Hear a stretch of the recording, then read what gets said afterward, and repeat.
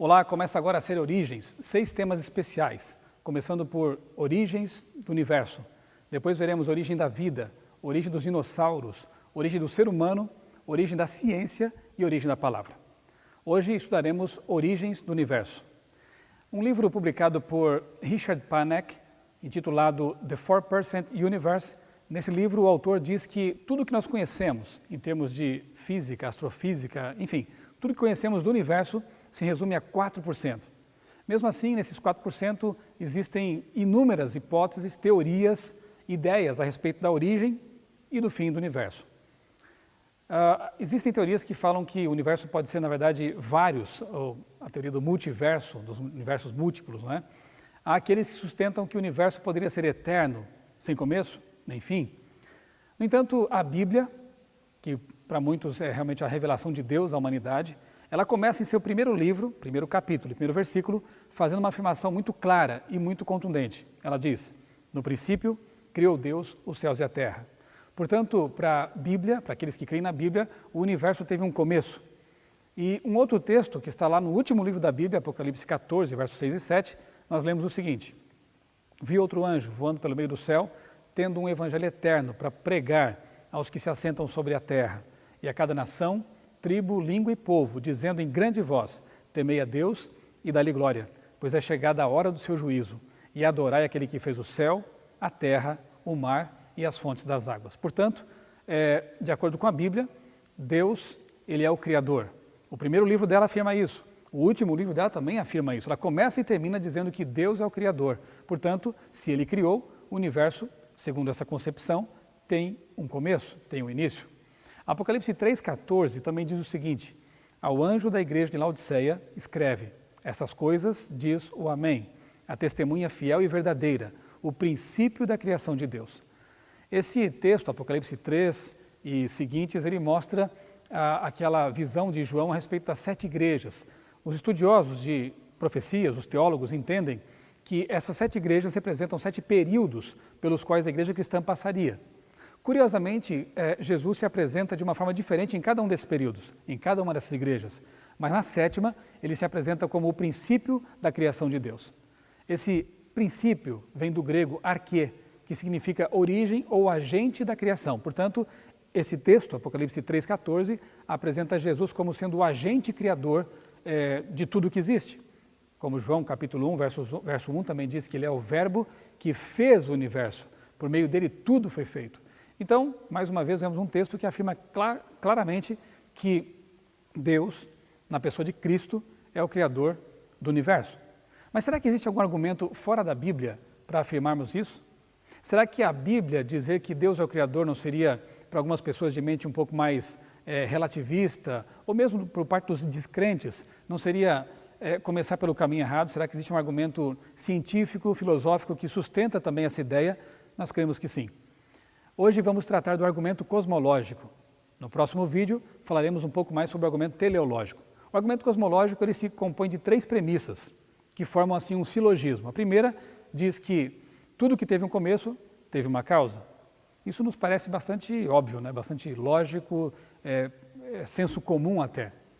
A segunda premissa diz: o universo teve um começo. Essa já temos que parar para analisar um pouquinho mais, investigá-la, porque se nós concluirmos que o universo teve um começo, com base na premissa número 1, nós teremos que, de qualquer modo, concluir pela terceira que diz: o universo teve uma causa. Então, resumindo, fica assim: tudo que teve um começo tem uma causa. O universo teve um começo? Se sim, o universo teve uma causa. Vamos pensar um pouquinho nessa causa. E eu quero ilustrar esse assunto usando aqui uma figura, uma ideia, né? Uma ilustração de um automóvel. Pense num carro. Você coloca combustível, enche o tanque e liga esse carro e o deixa funcionando. A pergunta que eu faço é a seguinte: se você tivesse ligado o seu carro uma eternidade no passado, ele estaria funcionando hoje? E a resposta, obviamente, é não, porque todo o combustível químico, gasolina, álcool, o que seja, teria sido transformado em movimento, alguma parte seria poluição, e a capacidade de trabalho desse automóvel, se fosse eterno, já teria se extinguido há muito tempo. Portanto, se o carro ainda está funcionando, isso significa que ele não é eterno, que o seu motor foi ligado em algum momento passado e ele ainda está funcionando porque ainda existe combustível químico nele sendo transformado em movimento. Pense agora no universo, como se fosse um motor, uma máquina. O universo, ele funciona ainda, é óbvio. As estrelas ainda queimam seu combustível. Você que está me ouvindo ainda funciona. Portanto, imaginar que o universo fosse eterno no passado parece que não corresponde aos fatos. Se o universo fosse eterno para trás, no passado, não haveria mais combustível disponível. Estrelas não existiriam mais queimando seu combustível e nem nós estaríamos aqui agora pensando, falando, ouvindo, funcionando. Essas constatações são tão assim claras que a atual teoria vigente, mais aceita para a origem do universo, ela se chama Big Bang. Você pode até discordar, podemos até discordar de vários aspectos dessa teoria, mas o interessante é que ela é bastante teológica. Por quê? Porque ela coloca um princípio, ela coloca uma origem para o universo. Tudo que teve um começo tem uma causa. O universo, pelo que acabamos de ver e por outras evidências mais que o tempo não permite nós abordarmos, tudo indica que ele teve também um começo. Se o universo teve um começo, ele tem que ter uma causa. Agora, pensemos um pouco nessa causa. Ela tem que ser, primeiramente, todo-poderosa. Por que ela tem que ser todo-poderosa? Porque ela criou um universo que é muito vasto. Veja, pense apenas na nossa galáxia, que é uma entre bilhões, a Via Láctea. Para cruzar a nossa galáxia de ponta a ponta, de um extremo a outro, ela é um disco espiralado, né, de nebulosas, estrelas, planetas, enfim.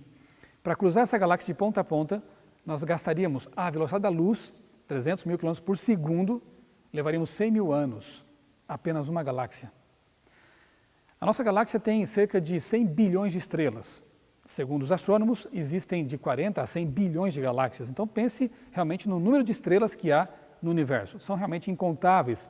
Salmo 147, verso 4, ali há uma afirmação que vai ao encontro dessa constatação que acabamos de fazer. Ali diz: Deus conta o número das estrelas, chamando-as todas pelo seu nome. Veja, para nós elas são incontáveis, para Deus não. Deus conhece cada uma delas, Deus as chama pelo seu nome. Deixa eu falar uma coisinha para você agora, aproveitando essa deixa que o Salmo nos dá. Alguma vez você já pensou que Deus não conhece você? Alguma vez você já pensou que Deus talvez tenha se esquecido de você? Eu te convido a repensar essa ideia, porque se Deus é tão detalhista, tão carinhoso, a ponto de conhecer as estrelas todas pelo seu nome, levando em conta que elas são para nós incontáveis, certamente Ele conhece cada um dos 8 bilhões de seres humanos que habitam na Terra. Ele sabe tudo sobre você. Bem, voltando ao nosso tema aqui, o universo realmente é vasto demais. Essa foto que você está vendo agora aí na tela, ela não se refere, não está retratando aí estrelas em cada ponto desse. Cada ponto desse. Essa foto foi tirada pelo telescópio espacial Hubble. Cada ponto desse, ele é uma galáxia. Então pense, cada ponto desse contém bilhões de estrelas. Cada ponto desse contém um número incontável, possivelmente, de planetas e muito mais coisas. Agora veja essa outra foto. Essas manchas que você vê aí na tela, elas são superaglomerados de galáxias. Ali há uma grande concentração de galáxias. E esse é o limite visível atual do nosso universo. Os telescópios não conseguem avançar além disso, portanto, o universo pode ser muito mais vasto do que nós temos dito aqui. E realmente nós concluímos que essa primeira causa só pode ser todo-poderosa. Salmo 19, verso 1 diz: Os céus proclamam a glória de Deus, e o firmamento anuncia as obras de suas mãos. Eu creio nisso, por tudo que vejo ao olhar para o céu. Essa primeira causa não causada também tem que ser inteligente, porque ela não apenas trouxe à existência um universo vastíssimo, grande demais, mas trouxe à existência um universo que funciona como um relógio, perfeitamente. Pense nas engrenagens de um relógio. Imagine que você seja um astronauta caminhando pelo planeta Marte e de repente você tropeçasse num mecanismo e ao tomá-lo nas mãos você percebe que é um relógio. Quais seriam suas possíveis conclusões? Primeira, marcianos usavam relógio? Segunda, é possível que um terráqueo já tenha passado por aqui e perdeu o relógio. Terceira, acho que você não pensaria isso. Tempestades aqui nesse planeta acabaram juntando aqui minerais, metal, vidro e depois de milhões de anos apareceu esse mecanismo aqui funcionando. Eu tenho certeza que você não pensaria dessa maneira. De fato, ao contemplar um mecanismo, um relógio, qualquer um pressupõe que haja um relojoeiro.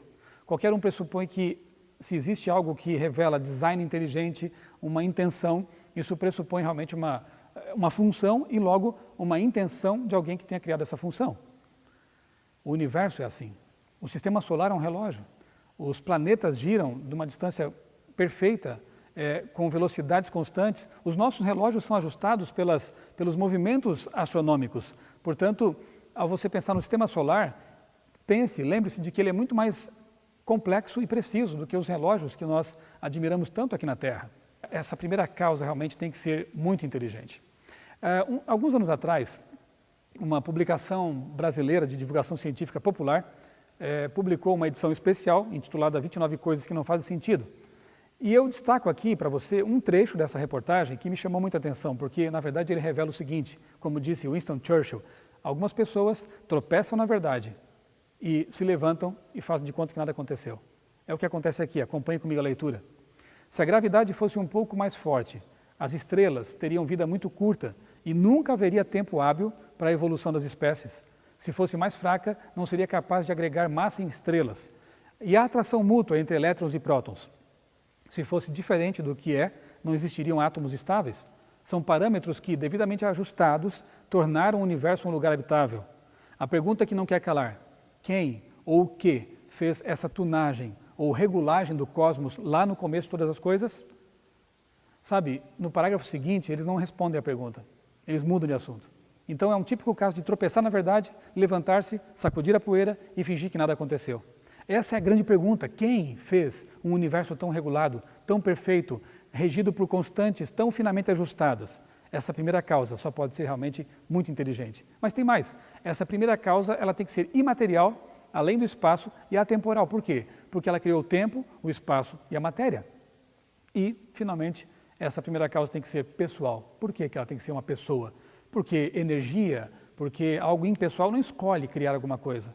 Somente um ser que seja uma pessoa dotado de livre-arbítrio, de poder de escolha, é que poderia criar um universo como nós vemos, que funciona numa base tempo, espaço, matéria, complexo, funcional e cheio de design inteligente. Curiosamente, essa primeira causa não causada é exatamente aquela apresentada pela Bíblia. O Deus da Bíblia, ele é todo-poderoso, inteligente, ele é onisciente, na verdade, ele é onipotente, ele é imaterial, ele é transcendental, ele está além do espaço, do tempo e da matéria, porque ele criou tudo isso, essas três dimensões, e ele é uma pessoa. E nós chegamos a essa conclusão, até aqui, sem usar realmente a Bíblia. Uma aproximação puramente filosófica, ou digamos até científica. 2 de março de 1972, nesse ano, houve uma conquista realmente muito importante por parte da ciência. Foi lançada ao espaço a sonda Pioneer. Nessa sonda, cujo objetivo era fotografar planetas, enviar informações para a Terra, foi colocada uma placa de metal, uma placa de ouro. E nessa placa havia alguns desenhos. Foi colocado ali um desenho, um diagrama do átomo de hidrogênio, a distância de 14 pulsares e o desenho do sistema solar, a posição exata da Terra e de onde foi lançada a sonda. Além disso, há ali nessa placa uma ilustração de um casal de seres humanos, um homem e uma mulher. No total, essa placa ela contém 1.271 bits de informação.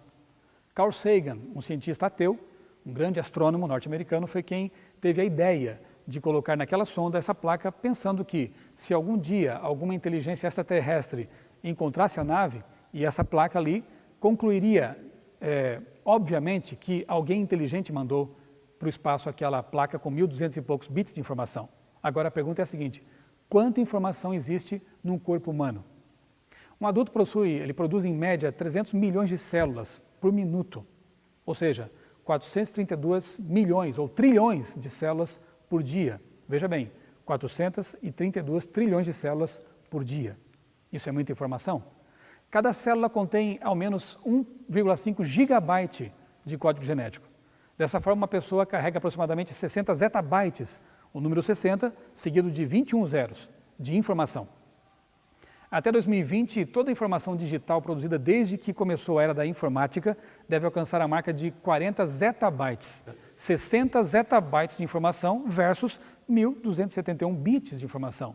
Por que a placa de metal revela design inteligente, uma mente inteligente por trás dessa realização e um corpo que contém trilhões de células, cada uma delas contendo 60 zettabytes de informação, não revela design inteligente? Eu não consigo realmente entender como que alguns conseguem construir um raciocínio e deixar de lado aquele outro. Sabe, seria muito bom que as pessoas adotassem, quando estudam esses assuntos, a postura do apóstolo Pedro. Sim, Pedro, um simples pescador, um homem rude, humilde, mas que tinha, em alguns momentos, até uma mentalidade científica. Veja, lá em Lucas 24, versos 11, depois 22, nós vemos 11 e 12, melhor dizendo, nós vemos ali o relato da ressurreição e é dito que Maria Madalena, quando foi ao sepulcro e o viu vazio, foi correndo contar para os discípulos que tinha visto que o sepulcro estava vazio, portanto Jesus tinha ressuscitado. Pedro duvidou, mas ele não ficou apenas na dúvida. Ele correu até o túmulo e é dito que ele foi lá para ver com os próprios olhos. Essa é a atitude de um bom cientista, de uma pessoa que tem honestidade intelectual. Ela deve ver por si mesma. E eu te convido nessa série Origens a fazer exatamente isso. Talvez você vá ouvir coisas que não estão muito de acordo com a sua cosmovisão, com a sua maneira de ver o mundo. Talvez você vá discordar de alguns conceitos. Tudo bem. Agora eu só te peço uma coisa, faça como Pedro. Corra até as evidências e veja com os próprios olhos. Eu creio que você terá muitas surpresas. No próximo estudo, veremos o tema Origens da Vida. Até lá.